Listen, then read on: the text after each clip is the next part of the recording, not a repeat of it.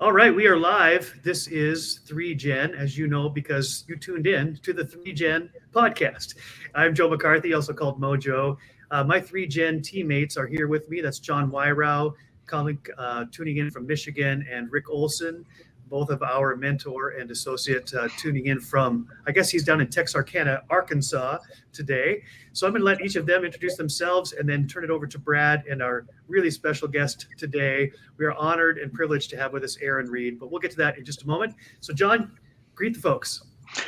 Greetings from my basement in Michigan. For anyone actually watching this, don't be fooled by my attire. It's just really cold in my basement. Michigan still does get warm in the summers. Happy to be here. All right, Rick Olson. Thank you, Joe. Boy, this is going to be a great night. We had such a great time with Brad on a recent podcast, and Brad brings along a fabulous guest tonight. We're very excited about spending some time with Aaron. I greet you all from the state of Texas, and tonight I'm in Texarkana, Texas. Okay, yesterday I played golf in Texarkana, Arkansas. But it's a little bit toasty down here, so I'm anxious to fly home to Wisconsin tomorrow night. Great to be with you all, and Brad and Aaron, we're so excited about sharing the evening with the two of you.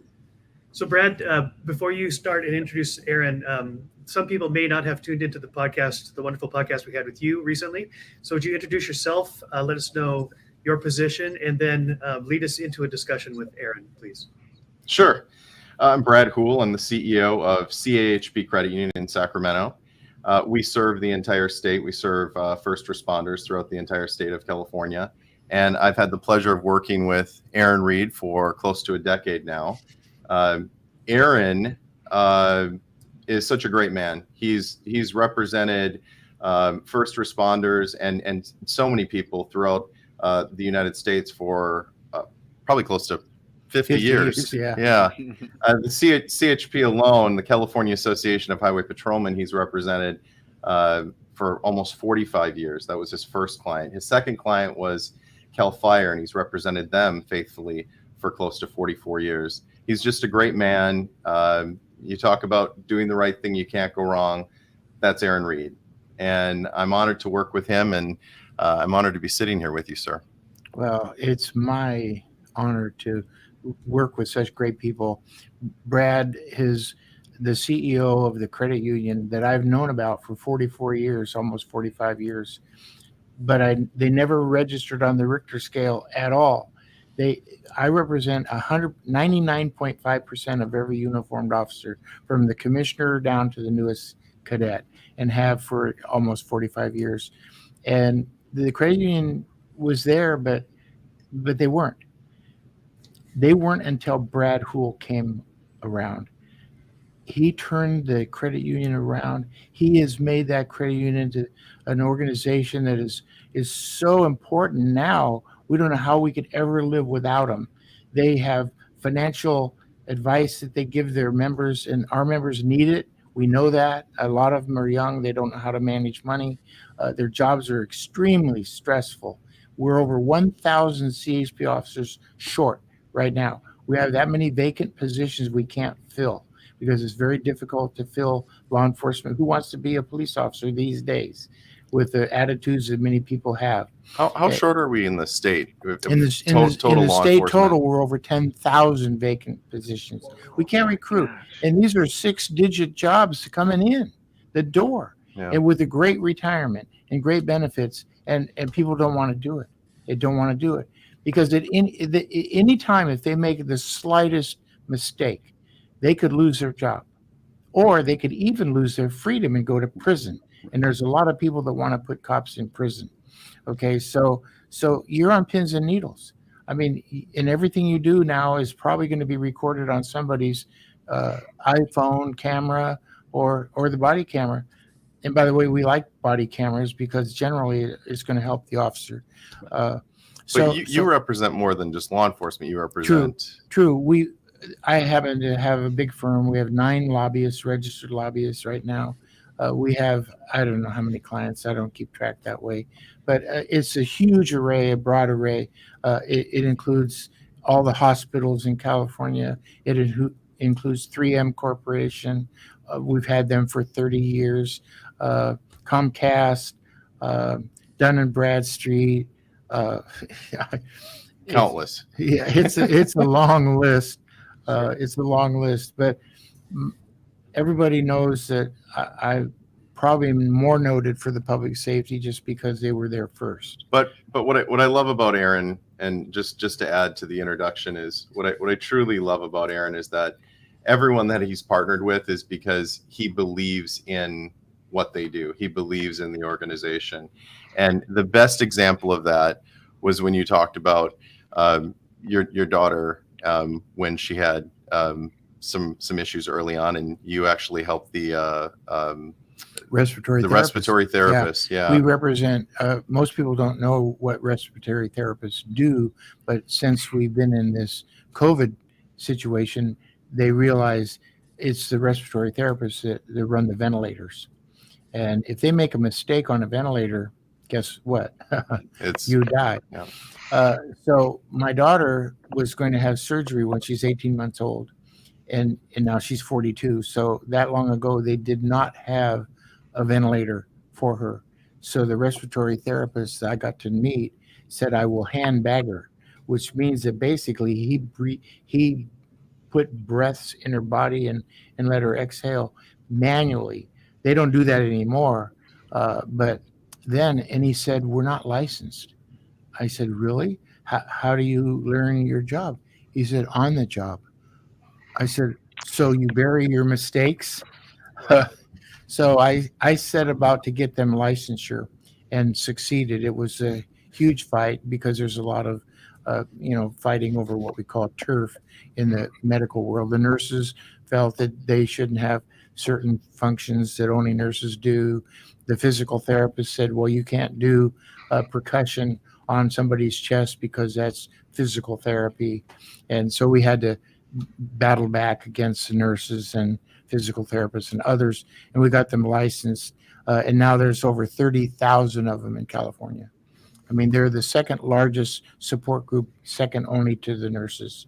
And they played a critical role during the pandemic. They played a critical role in the pandemic. Their jobs are highly sophisticated now. The equipment is incredible. I mean, it's all, computerized, and it's just like, it's very complex. But they came to me, 40 years ago, Yeah. and they're still with us as a client. And that's what we cherish. We cherish the fact that we care so much about our clients and what they do, but they have to be respectable. You can't represent groups like physical therapists and hygienists and CHP officers and firefighters and local police and then take on some, group that's not Ethical. Yeah. Right. So we care about them. They care about us. And the good thing is, like Brad has adopted us into his family, and we feel welcome. And I don't know if I agree with that. I think you adopted me into your family. Well, we have. I mean, it's a mutual admiration and respect. And I just can't say enough about what Brad has done to help the lives of thousands of members, thousands. And that includes police, CHP, and firefighters who are all eligible to belong. I am proud that we are the only credit union that Aaron Reed and Associates represents. And Yeah. I had to beg and plead a little bit, but I'm grateful that you've represented us and you've helped us. You helped us with the post-certified class. You've helped us every step of the way. And I'm grateful for you and your team. So I just want to thank you. And I know you hear a lot of people say that, but you've changed my life and you've helped us serve. And I think a lot of credit unions are doing that now. I think that they're looking for local representation from lobbyists to supplement what the leagues are doing. And in California, the California League merged with the Nevada League. Now we have Cornerstone. They're planning to merge with Heartland. And for us, we really needed someone who would represent and support our members. And that's why we decided to invest in the partnership with Aaron, and he's helped us for close to a decade. Aaron, Go ahead, Rick. Go ahead. Well, I'd like to jump in there a little bit because you've hit upon something very special that we kind of are continually drawn back to this theme. But You have amazing staying power. 45 years, relationships that began 45 years ago continue on to this day, creating these relationships for a lifetime. We teach that in our sessions, that when you give service in such a way that it's building lifetime relationships, that you're serving the generation that's in front of you, but someday you want to be serving their kids, and someday you want to be serving their grandkids. I know in my business, I have a few clients where I started working with mom and dad years ago, and now I'm working with their kids. And it just feels great to see that continuity. But I've read through your website. I've listened to Brad talk about you. We're meeting you tonight, and you have an amazing record of starting meaningful relationships and sustaining them. What has been one of your guiding principles in just carrying that out over the days, the years, the generations, continuing to build upon what was there, but sustaining relationships, longevity? I'd love to hear your thoughts on that. What is at the core? What's happening there? Well, first of all, I think it's respect for your clients, is critical.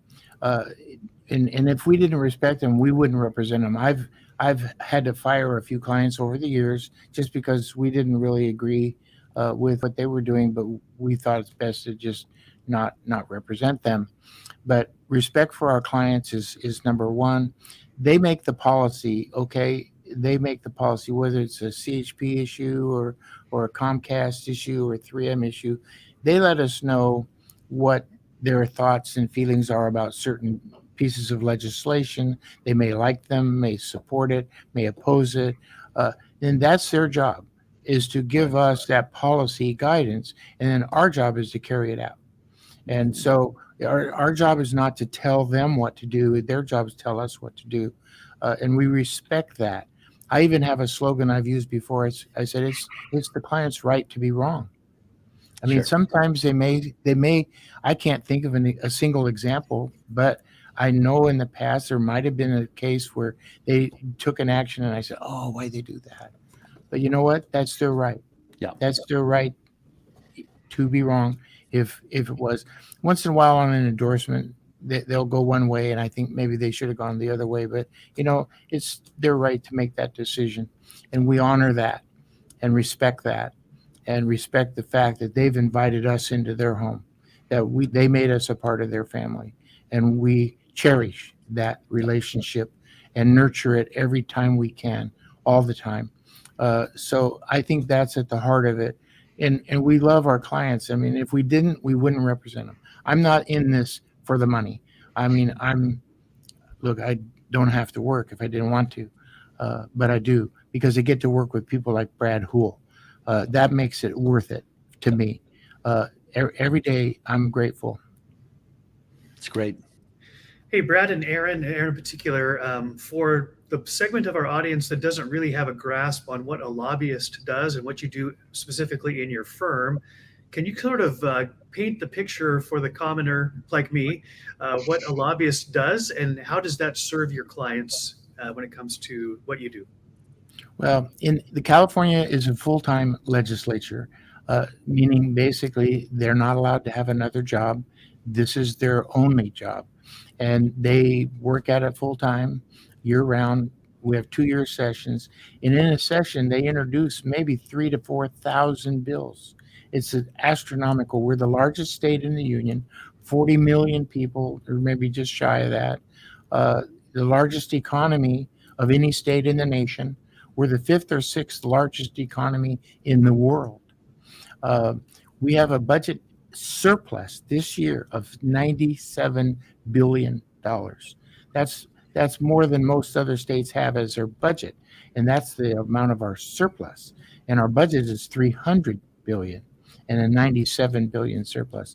So everything is big out here. And so the number of bills is incredible. We have to read 3,000 bills to see, okay, how does this impact the credit union? How does this impact Comcast? How does it impact 3M? And we send them the bills. And then we'll have communication between my team and theirs and talk about, well, we like this bill, but maybe we could get an amendment to make it better. And so we'll do that. I just finished an amendment for CAL FIRE this morning on a major bill. And the other side just agreed to accept our amendment and said, will you change from opposed to support if they take our amendment? We said, yes, we will. So those negotiations go on hundreds and hundreds of times during the year on just a huge number of bills that we track. And then we represent the people because they can't be here. I mean, the people in St. Paul, they're in St. Paul. We're out here watching guarding the house for them. And CHP officers, they're working. They can't go to the Capitol. They don't take time to read all the bills. So they hire us to do that. So we represent them. Legislative advocacy is what it's called. Legislative advocates is the official title. And we talk to legislators in face-to-face, in person. Sometime during the pandemic, it was by Zoom, about their bills and what positions we have. And it's a negotiation it's a negotiation situation where, typically you have a bill that you either like or don't, but usually you have to work on it to make it better or whatever. And sometimes we just have to kill bills. There's been a lot of bills that we just straight up had no room to negotiate. And so we had to go after them and kill them. And our record is incredibly good. I'm blessed. I'm knock on wood here. But we've done very, very well for lots and lots of clients. That's why our clients stay with us so long, because we work hard. I mean, they never, ever have ever suggested we weren't totally on board and totally committed to the effort, whatever it was. But it's a busy job. It's a 7-day a week, 24/7. Just like Brad will send me emails in the early morning hours, like 5 a.m. on the weekend. He showed up at my house with pastry last Sunday morning. Was it Sunday morning? Yeah. At 7:30 a.m. at my house. I mean, well, I did text him. I didn't knock on the door. I So knew Brad, that he was in his office. Brad, what kind of a bathrobe does he wear? So it's a 24/7 job, and it's stressful because it's like pro sports. I was too short to play basketball, too small to play football, not good enough to play baseball. So this is my pro sport. Okay, this is it. And they always want to know, how well did you do in the game last night, not last week, not last month. How was your game last night, and how are you going to do tonight? So there's a little bit of performance anxiety that goes along with this business, because my wife says, this is an old term. She says, you work just like you fell off the turnip truck. And I said, yeah, because I'm always nervous. What can I do more? What can I do better? What can I do faster? How can I be more efficient? After all these years, I still go through that grind. But it's important, because what we do is important, and people's lives depend in some cases on what we do and how well we do it. Well, and the one word that I'd use to describe Aaron Reed is steady. He's just, you're always steady. You're always calm in every situation. I remember during the pandemic, and this is an example of how we use Aaron for lobbying. There was a situation where there was a knee-jerk reaction. The legislature was planning to propose a bill that would have impacted all banks and credit unions across the state, and it wasn't good for the member. It wasn't a good thing for the members, and the league was trying to fight it. And the league actually called me and said, "Do you think you could get Aaron to work on this?" And I said, "You get one call per year. That's it." So. I was up in Tahoe when I called Aaron, and I couldn't believe it.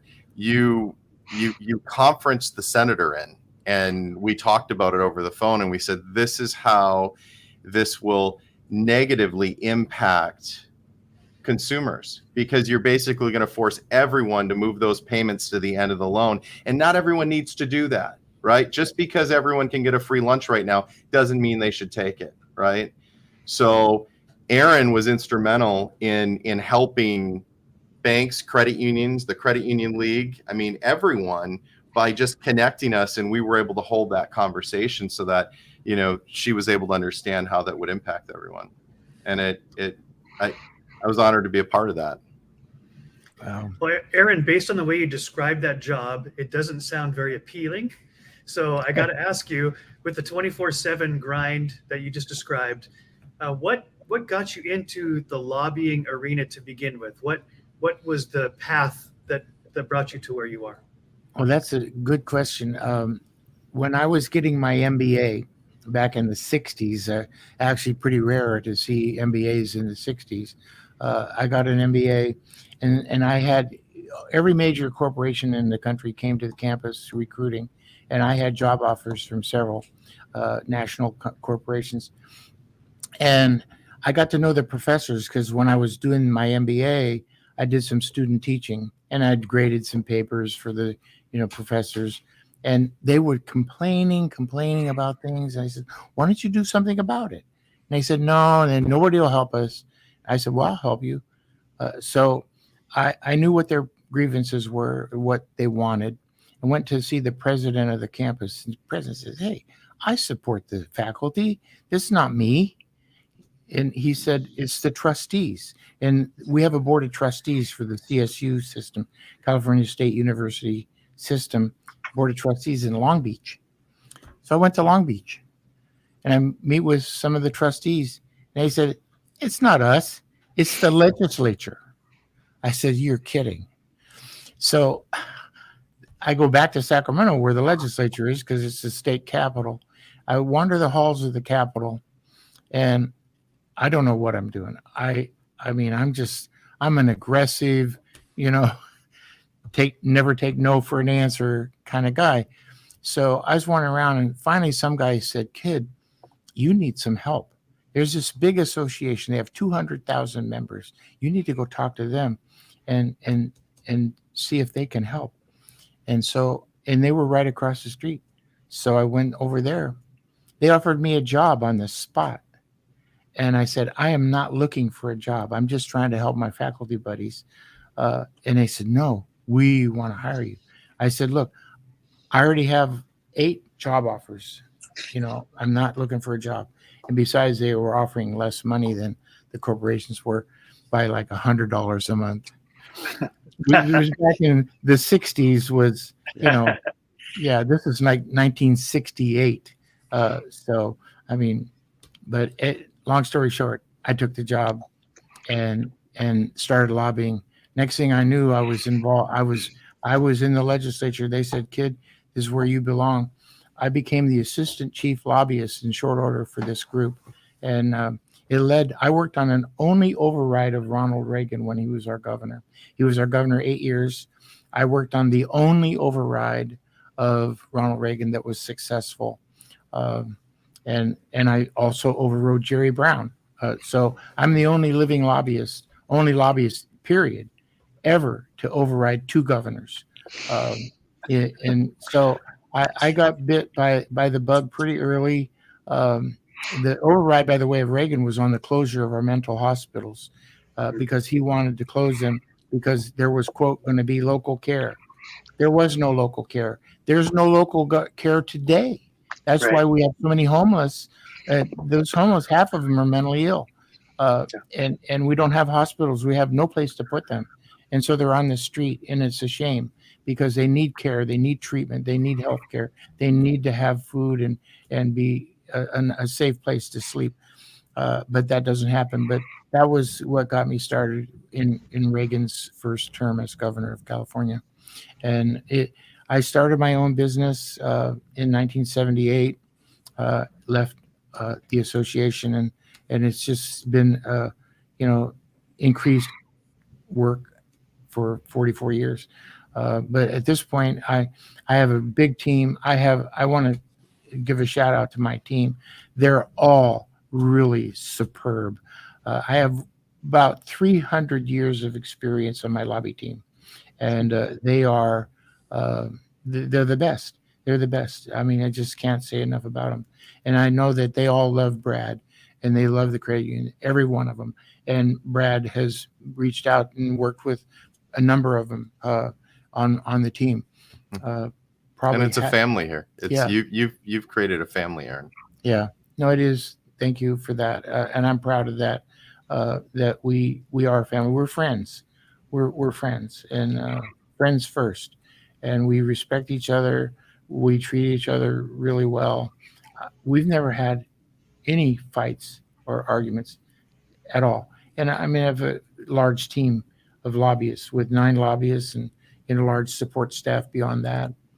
But anyway, that's a track that I started on to get into lobbying. And then once I hung out my shingle, then it just grew and grew and grew. And somehow in between all of that, he, raised a family and became a pilot and was an avid equestrian. A scuba diver. A scuba diver. Yeah.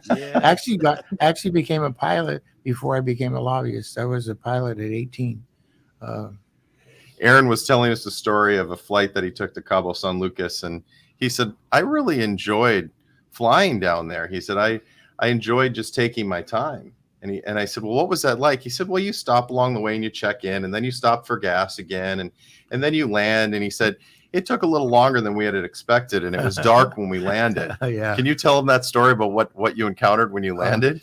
Oh yeah. Well, I was at a CAHP convention in San Diego, and the CEO of the association at the time, and his now wife, and my wife and I flew. We're in a Cessna 182 turbo retractable gear, not super fast, but what I didn't realize, we left late out of San Diego because it was all fogged in, so we got a little bit of a late start. And it's 1,000 miles from San Diego all the way to Cabo San Lucas, and so we were just lollygagging, taking our time. But as you go south, it gets darker quicker. Okay, a lot quicker. You wouldn't think about it, but it does. And so by the time we got to Cabo San Lucas, it's starting to get dark. And we buzzed the town. There was no jet runway there, only just dirt roads, dirt strips. And so we buzzed the town because the cabs see you and they say, oh, the plane. And they drive out north of town, maybe just a couple miles. And so we landed and nobody came. So Ralph, who's the former CEO of the CAHP, and I started to walk, and there were snakes all over. And I said, are these poisonous snakes? I don't know. So we said, I'm not walking. So we got back in the airplane, and I knew there was a hotel, actually it's named Hotel Cabo San Lucas, that had a dirt strip. And so we landed on that. There were no lights on the ground, no lights anywhere. We had a little bit of moonlight, and there's a light on the airplane, but that's only good when you're really, really close to touching down. So we just landed there on that dirt strip, and everything was fine. We had a great time. We were there for a week, but it's fun. I love flying. I have a plane today. I'm not the pilot though. I enjoy sitting in the back and having a toddy now. You can never drink when you're in the cockpit. Very good. John Wyrau, you've been silent. I know you've been observing, and you're a very respectful young man. So I'd like to give you an opportunity here to jump in. What's on your mind, brother? No, I appreciate it. It's sometimes in these interviews, I am so intrigued. I'm just sitting here like listening and learning, and I forget that I'm supposed to ask questions. So it's been really, really cool so far. And going back, Joe asked a question I was going to ask too. Just what got you into this? What started you down this path of the lobbying? And I think it's more of an observation. We'll see if a question comes of it. You have such a vast array of skills. Your skill set is crazy impressive. You need to be a master communicator. You need to be master in writing legislature, right? Writing amendments to different bills that are coming through. But so you need to have governmental knowledge. You need to have knowledge of the credit industry and all these other industries. And then just to have the self-motivation to keep up on that information. So maybe the question that's coming of this is, I know you got your MBA, and I imagine there's been some ongoing education. What have you done over the years to keep yourself sharp and keep yourself, trained and skilled in these negotiations and communication? I hang out with really great people like Brad Hool. That's so important. Yes, I have to know quite a bit, and we have to be able to communicate a lot of that. But I rely on experts like Brad and like the people at 3M or Comcast, because there are times when the issues are so complex that I really need to have them help us out. And most of the time, for most of the clients, most of the issues, they can just give us the information and we'll take it from there and save them from having to travel to Sacramento or spend the night or, go testify in a committee. We do that, but we try to save them from doing that most of the time. But on something important, I would not shy away 1 second. I mean, I'm going to talk to Brad and say, Brad, can you help me understand this? Can you help us out? Would you be willing to come and testify in a committee? And he's always there. I mean, 100%. So we do rely on them to help us. So it's not all me or my team. Although I will say we do stay up late at night trying to make sure we know as much as we can about every issue. And there's so many issues with 3,000 bills, and this is a crazy state. And they have a lot of bills that are, probably wouldn't make any sense to the average person. But like we have a bill to legalize jaywalking. Okay, legalize jaywalking. Well, if it's against the law to jaywalk, there's a reason for that. I mean, they passed a bill some time ago, years ago, saying you can't jaywalk. Now there's a bill to say it's okay, legal. There's a bill that says bicyclists can blow through a stop sign. If they look both ways, there's no cars, then boom, they get to keep on going. They don't stop at a stop sign. I'm in a car, I have to stop. And I said, why don't the bikes have to stop? Well, because they lose the inertia. It takes too much energy to restart a bike from zero. So they don't want them have to stop at a stop sign. Isn't that the reason you're supposed to be out on the bike, is to exercise? Yeah. And then they turn around and complain. Then they complain and they say it publicly that cars are running over pedestrians and bicyclists. I said, well, guess what? Okay. Get the absurdity of it. So now they want to crack down on cars and lower speed limits on roads that have been rated for 45 miles an hour and even 35 miles an hour. Their goal is in the city limits to reduce the speed limit everywhere to 25 miles an hour. Oh, sounds like Wisconsin. Yeah. but all that's going to do is upset people because there's just going to be more tickets, right? I mean, because everyone is accustomed to driving at 45 and now it's 25. It's just a lose-lose situation. But getting back to your question, John, Aaron, every time I contact Aaron, he's always reading. I say, what are you doing, Aaron? Oh, I'm reading another bill. I can't get a hold of Aaron. I call his house. I talk to his wife, Kathy, and I say, what's Aaron doing? Oh, he's on his computer. He's reading. He's constantly reading. He's constantly learning. He's being very modest. Well, that's why my last name is Reed, R-E-A-D. So tons of reading, tons of research, but then also, like you said, you have to ask the subject matter experts that you're working for as well. So yes. I love that. But so let's dig into, that's more of the what. I'm curious here, how or your why. A lot of people that would be in a position like yours would be very focused on getting as many clients as possible and wouldn't even dream of cutting ties with anybody because there's some income, there's some profitability there. But you have a moral compass. You have something. You have a set of standards that you're living by. And when when something comes on your plate, at least based on what I'm hearing here, that doesn't quite mix well with your own personal ethics, you're done. You're out. What created that compass for you? When did it start? How did it evolve? Where's your true north in that aspect? I think as far back as I can remember, at the very beginning, I always said I would never represent somebody I didn't agree with. That you just couldn't do that. I know sometimes lawyers will take a client they may even think their client's guilty, but they're due their day in court.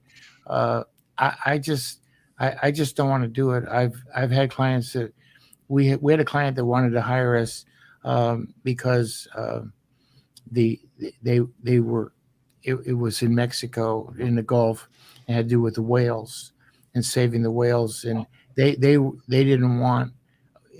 We were going to basically be against whales.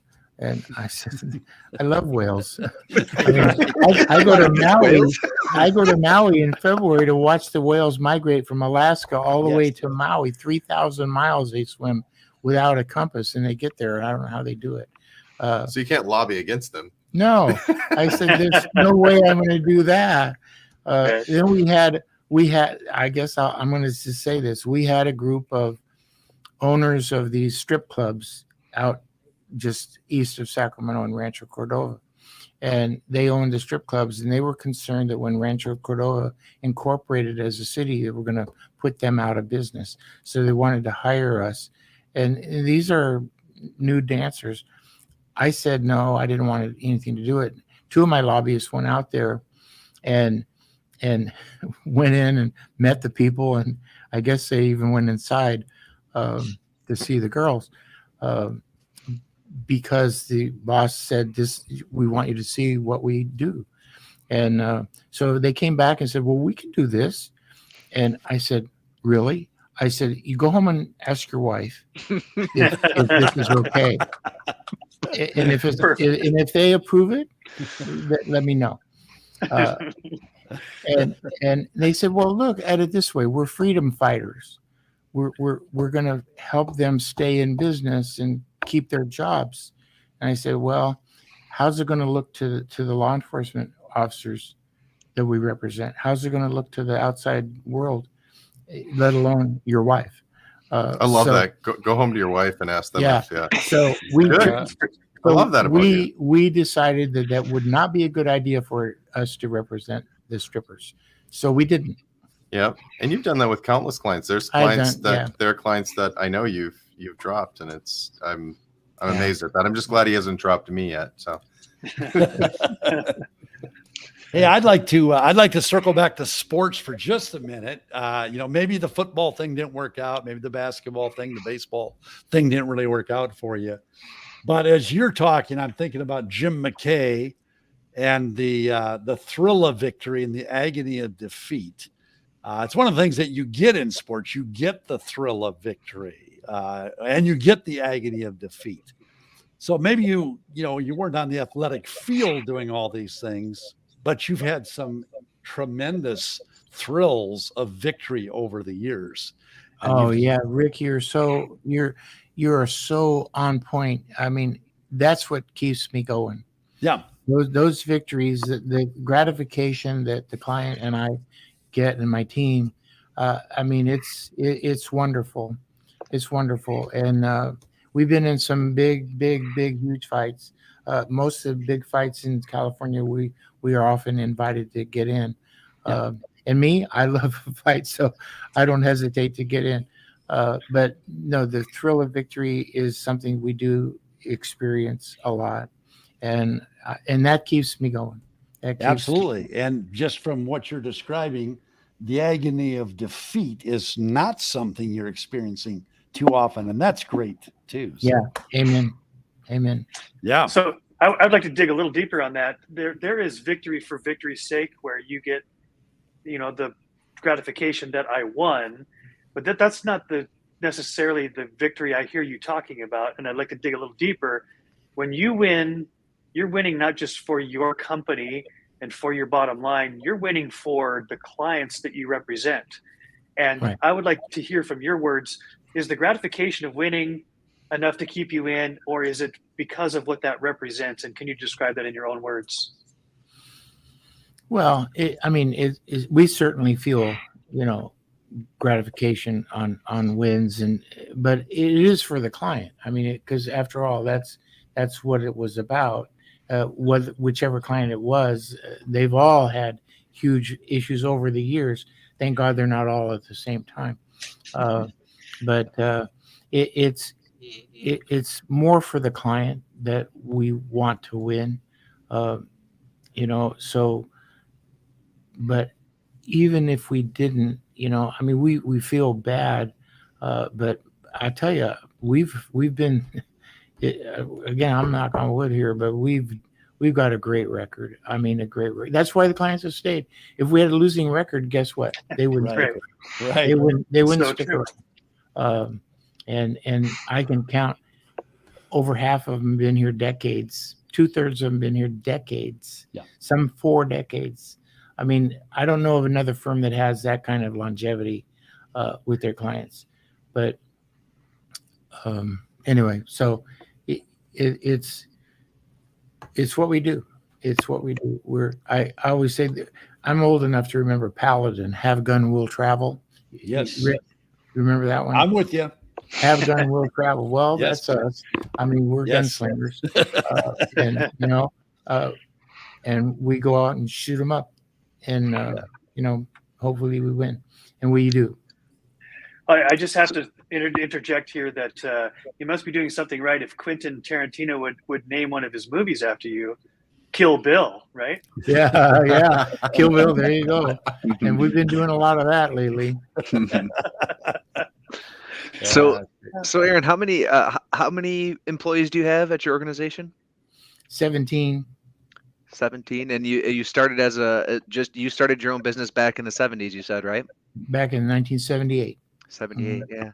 So just out of curiosity, definitely awesome, the industry you're in and the industry you're in and the effect you're having on so many organizations.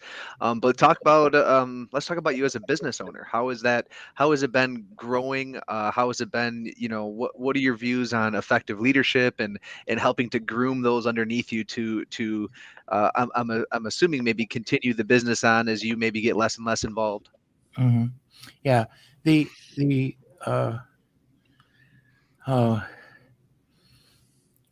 Well, first of all the employees, we get along like family. I mean, and we don't have, squabbles. But my philosophy is I've got a great team with huge amount of experience, 300 years of experience total. It's my job is to get out of the way and let them do their job. I'm the ultimate backup. If they needed a backup, they could call me. They don't need it very often, hardly ever. I mean, one of my lobbies today wanted some help on something. Okay, but that's rare. She almost never asks because she's a go-getter. It's Jennifer. And She's great. Yeah, so at any rate, I have a great team and I respect them. I don't want to take credit. I go to a meeting, I'll sit there and I won't say anything. I'll let them do all the reporting because I don't need to speak. I don't need credit. I have no ego about it. At my age, I don't need it. I want them to get the recognition. I want this client to know that they did it. So I'll step back and let them do the entire presentation. I'm just there to have lunch. Well, what I love about you, Aaron, is that you're not only there for them professionally, you're always there for them personally. And I've heard countless stories. I mean, story after story from your team members, that you're there for them through the good times, through the bad times. You've been with them, and that's why they stay with you. Yeah, and there's thank you for that. There's a turnover in my business. There's firms try to rob other people, and somebody will get itchy and want to go out and do something on their own, maybe, or join another firm. That hasn't happened here. Hasn't. Zero. Wow. The team I have, the 6 base lobbyists that I have been here 25 years or more, pretty much. One's 30 years, 2 or 25 years. Oh, Jen's 15 years, Pat's 15 years. So the newest one, well, we just promoted Joel and Michelle. Yep. Internally, we promoted to become lobbyists because they're just so good, so smart, so personable, and they deserve it. And so I'm really proud that we've elevated them. And you've helped other lobbyists too. I've seen that. Yeah. You've helped people with their firms too. Yeah, we it's get a community, along. which isn't. Yeah, we get along. That's not common. I mean, there are times when we'll get into a legislative fight. with some special interests, and so it'll be another lobby team. But it's never personal. It's never we never. But you've have- even helped you've helped. I've seen you help, Yeah. people start their own firm too. Yeah. You've helped with that. Yeah, I helped Amy Brown, Randy's wife. Yep. Encouraged her to go out on her own. Yep. Which is Aaron, now- Aaron, one of the things that that the three of us are endeavoring to do, that we try to do when we work with different organizations, we tell them up front that we're going to do all that we can to help them create a workplace culture where leaders are being developed, where talent is being retained, and you've done an awesome job of retaining your talent, developing and keeping your talent. And then we really strive to create a very empowered workplace where every worker feels like an owner, not a hired hand. And they're treated that way, they're esteemed that way, they're backed that way. And then we're doing our best to create a culture of a high level of engagement. And this is a kind of an apathetic world that we live in. There's a lot of disinterest and distraction. And we're trying to create a culture of very engaged people. So everything you're describing here, it just resonates with us a great deal. That's exactly what we're doing with the different organizations that we're working with. Boy, Yeah, go ahead. that's music to my ears. Good. Rick, I mean, that's music to my ears. It's so heartwarming to hear people like you say that, because that's how I feel too. Yep. And I know that's how Brad feels. Yeah, it's why in 45 minutes we kind of become soulmates here, and in less than an hour. But it's when a workplace will highly esteem their people, believe in them, back them, they're not going to have major turnover issues. And I really believe that if you pour your life into your people, it's the best insurance policy you can have to keep your people around and keep them on board. So, Amen. Aaron, I'd like to ask, has there been any period or periods of time since you launched your own business that you just thought, it's too hard, it's too much, I can't do this, I don't want to do this anymore? Was there the lure to another industry, or to just leave it all behind? And if so, how did you push through that? And if not, why do you think that there was not that lull? Not a single day. I have not had a single day where I ever thought about that. I mean, I love what I do. I kid people. I tell them, I said, look, I've been doing this 50 years.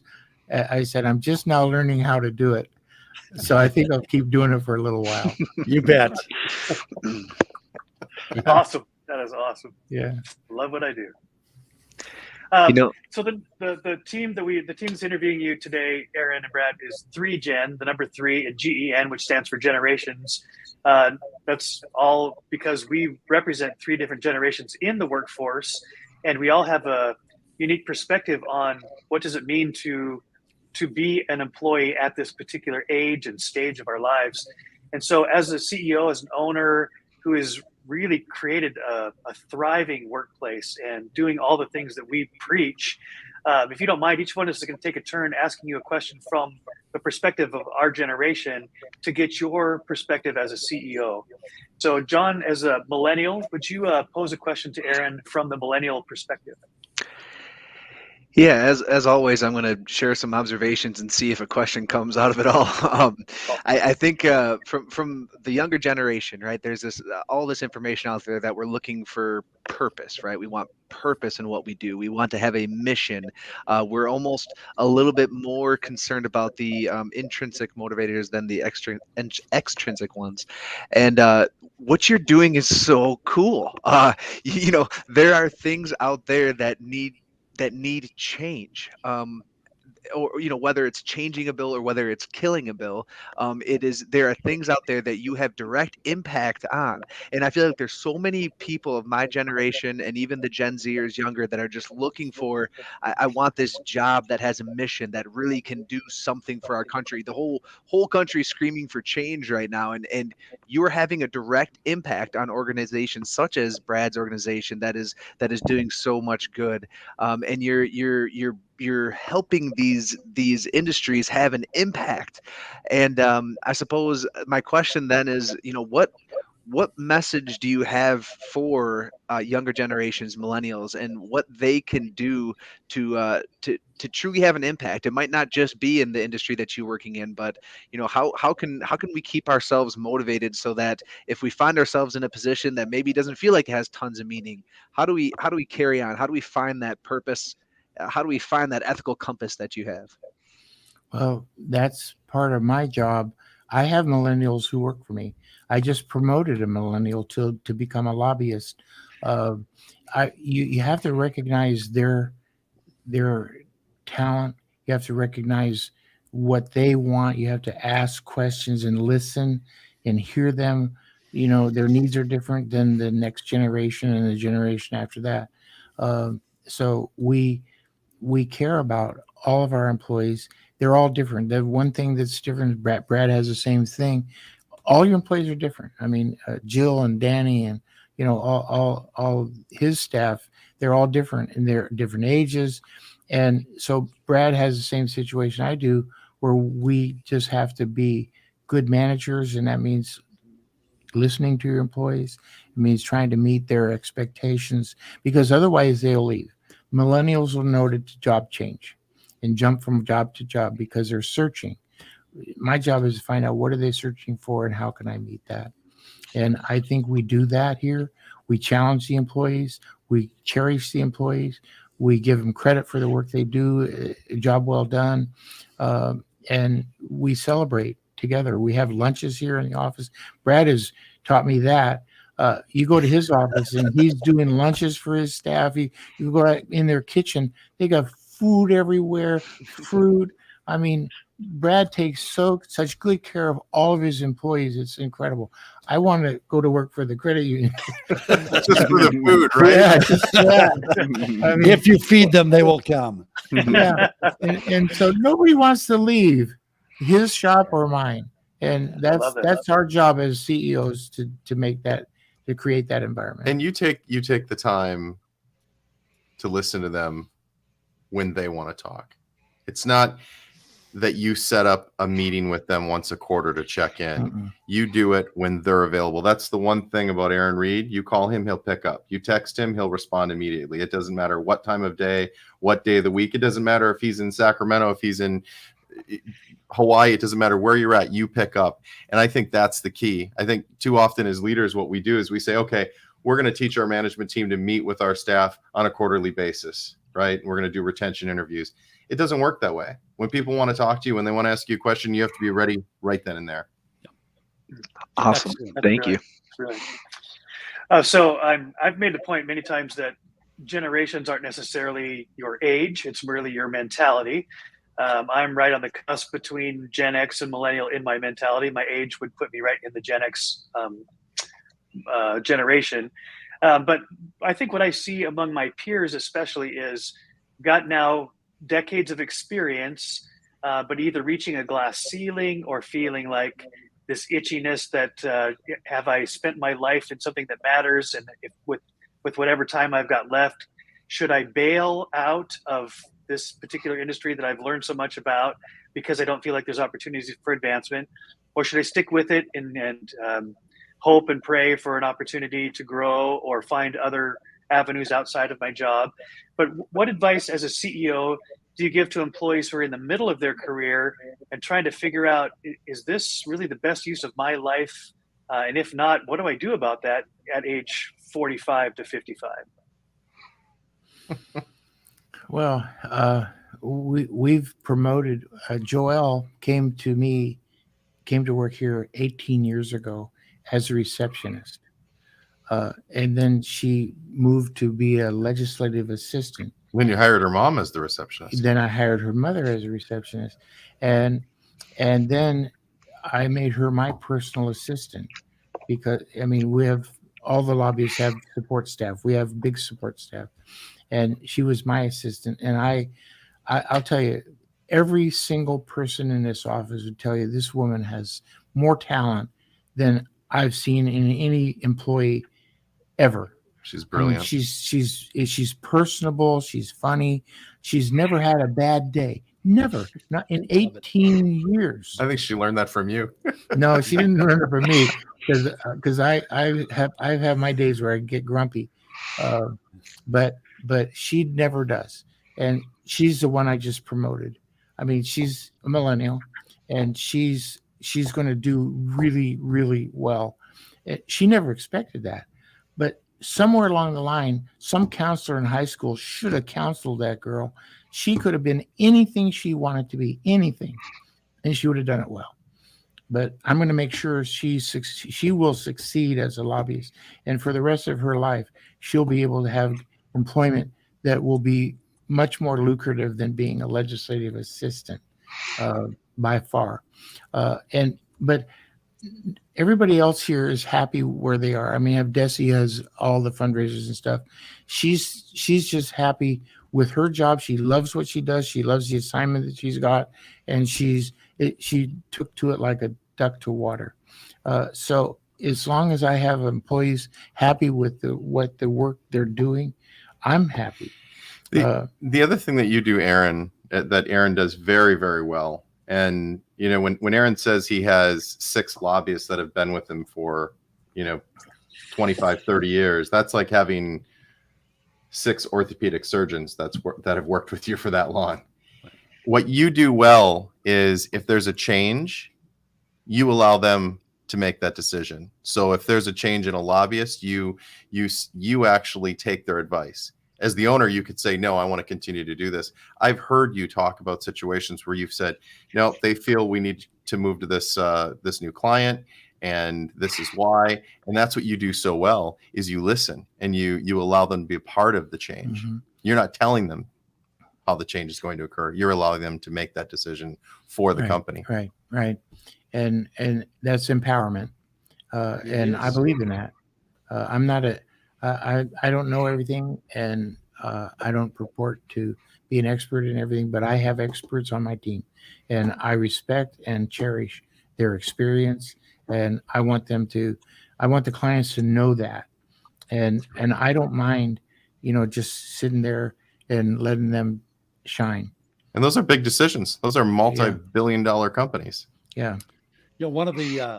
One of the things that the Ritz-Carlton does well, and they do many things well, but one of them is that when they hire a new employee, the employee goes through several interviews, but one of those interviews is a peer interview. The people that they're going to eventually work with all interview that person together. So it's not just management, executives, leadership, and HR, but if you're in a frontline position, the people who do that work interview the potential employee. And when they do that, there's tremendous buy-in. If you've ever hired somebody that hasn't worked out, all the employees are looking at you cross-eyed, like, what were you thinking when you brought this person on? But they're signing off on this person. So this person that comes in now, not only has their manager as a coach and mentor, they have every one of the peers as a coach and mentor who's making sure they succeed because they ratified them, they signed them in. And so just hearing about you giving that kind of empowerment to your people, it's fantastic. Yeah, I have a baby boomer question. So Bob Buford has impacted me a great deal with his book called Halftime. Very successful businessman. Just nailed a wonderful first half of his life, career, family, kids, everything worked. And he got to the midpoint of his life and he said, what am I going to do with the second half of my life? And he writes this book called Halftime about what should the second half of your life be all about. And the way he lays it out, he said, the first half of your life is about success. And Aaron, your success story is a phenomenal success story. Bob was the same way, extremely successful. What do I do now? What's left? What lies ahead? And he came to this conclusion that the second half of life, once you figured out success, is about significance. And that's the word that he ties to the second half of life. And that really resonates with me. I'm in the second half of my life. I've figured out some things on success and career and family and kids and things like that. But now it's all about significance. What do I leave behind? what is the legacy? How do we set others up for success? You've been wildly successful. You're doing some very significant things. If you could, I'd like to have you just speak about significance a little bit for the worker who's more in the twilight of their career. What does significance look like? What kind of things should a veteran employee be doing, thinking, spending their time and energy on? What might that look like in the workplace? So that's my question.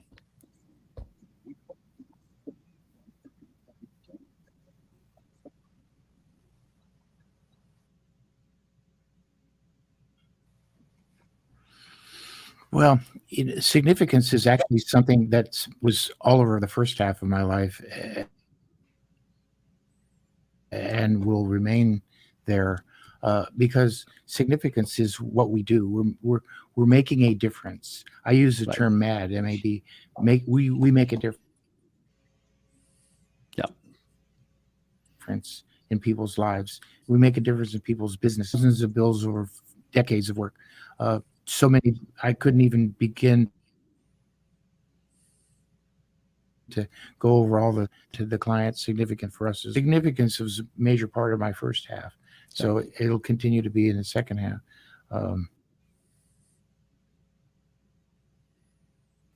And you know, that's what we do.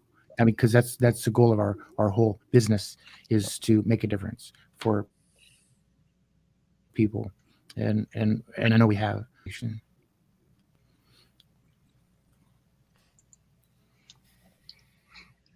All right. Well, it's we are now at. I don't know that answered it or not, Rick, but no, that's I good. think also what you do. One thing that I'd just like to share. I'd like to go back to when.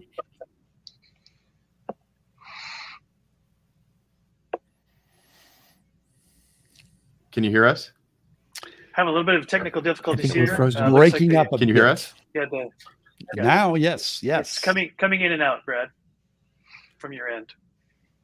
It's like okay. Wi-Fi issue, perhaps. Well, one thing that I appreciate about breaking out. Yeah. Well, Jesse, is this our end or theirs? It appears that it's your feed on your end, and I don't. It's almost like a slower Wi-Fi connection or something. Hard to tell.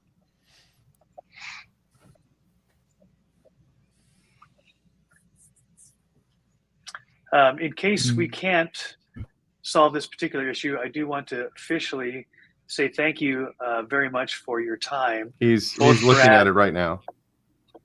Yeah, no problem. We've got looking at it. We've got quite a bit of delay here, and so it's going to seem a little awkward for a few minutes, and that's something we can certainly clean up when we go to the podcast audio.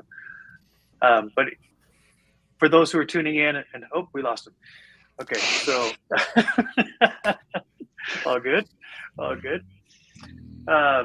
do you think, guys? Should I sign off now or wait till they come back? But since they're not connected. Let's see if they come back so we can do an official wrap up and our official thank you and that sort of thing. Yeah, for sure. Absolutely. And again, we can edit all this out. But okay. Welcome back, gentlemen. There we go. Yeah, that looks much better. That looks better. Sounds better. Yeah, there must have been a buffering issue or a cache issue, but looks like you're back on track again. So, Brad, if you could back up to what you were saying and do that again. Well, I just wanted to finish with, I don't think Aaron really gives himself enough credit with how many people, how many lives he's touched. And I want to thank you for that, because not only with what you've done to serve your clients, but also all the people that they serve, the millions of people that they serve. And you said earlier, you said, yeah, I helped, another lobbyist start her firm. That's the first, I believe all women owned firm in Sacramento. You helped her do that. You do that. You you give selflessly to everyone. And it doesn't matter if it's a client, if it's someone who works for you, if it's a friend, if it's someone you meet on the street. Everyone, you just help so many people. And I just want to say it's an honor to be a friend and to spend so much time with you. Thank you. Thank you. Yeah. Right. Well, I having only met you for the first time, Aaron, but between what Brad shared with us, what we got to read about, and now having met you face to face, I do consider it. We all consider it quite an honor that you would spend an hour or a little more with us. You've got, as you said, a 24/7, 365 job with lots of people's lives and livelihoods on the line. And time is no small thing. Time is a precious, non-renewable resource. And so the fact that you two have chosen to spend your valuable time with Rick and John and I is no small gift. And we are very grateful, not only for your time, but for the expertise, for the example that you set, and by extension, how your lives are making a difference in countless other lives, which is very inspiring to me personally and to all of us in the audience of our 3Gen community. So John and Rick, please, whatever you'd like to say to close this out. I just want to echo and say thank you so much for your time. This has been excellent. I learned so much from this industry, of your industry. I knew nothing about, and I think your whole approach to business and to life is inspirational. So thank you very much for your time. And thank you for your servant's heart. The most effective leaders I know have just big hearts, and they live to serve. And you do that, and you've modeled for us and others just a wonderful pathway of leadership is all about serving and caring for others. So thank you. And we're going to sign off so you can get back to reading. I know you'll probably be reading till midnight tonight, so maybe you can read 3 or 4 more bills before you go to bed. But we've loved our time with you. Thank you. I just can't help myself. I do have a little bit of a song I have to sing, because I'm just a bill. Yes, I'm only a bill. And I'm sitting here on Capitol Hill, which I learned from Schoolhouse Rock when I was a kid. All right. We haven't had a lot of music on our show, so that's interesting. So on behalf of, go ahead, Brad, you got something to say for you? Have a nice evening. Yeah. Okay. Yeah. So thank you, gentlemen. Thank you, Rick. Thank you, John. Thank you, Brad. Thank you, Aaron. And for those that are listening in to the 3Gen podcast, this is Mojo, and we are out. God bless you all.